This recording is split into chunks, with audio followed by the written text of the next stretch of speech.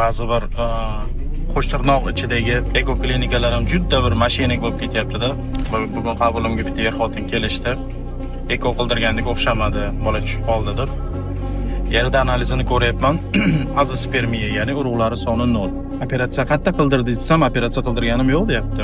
Urug' qayerdan olishdi desam, urug' topshirib berdim, bir dona urug'ing chiqdi, shu bilan eko qilib berdik dedi. Muttahamlikni qarang, bu yerda hech qanday logika yo'q-da. Yo'q urug'ga qanaqa qilib eko qilish mumkin? Azospermiya holatida. O'rtoqlar, azospermiyada eko qilinishi uchun birinchi navbatda mikroteza operatsiyasini o'tkazib, bajarilib, avval spermatozoid aniqlanishi shart. Shundan keyin eko amalga oshirilishi mumkin. Bular nima qiladi? Bir dona urug'ing chiqdi deydi, shu bilan anaqa qildik, eko qildik deydi, gormonni bosadi, ichida poложительный effekt beradi, ko'rsatkichlar yuqori bo'ladi-da, bir ma'lum bir vaqtdan keyin ayolda laxta hayz kelgani uchun sani bolang tushib qolibdi deydi.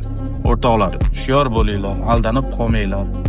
Azospermiyada eko qildirishingiz uchun avval mikroteza operatsiyasini bajarilib, spermatozoid aniqlanishi shart. Yo'q narsani qo'lingizda urug' bo'lmay turib dalaga ekin eka olmaysiz. Bu shunaqa narsa.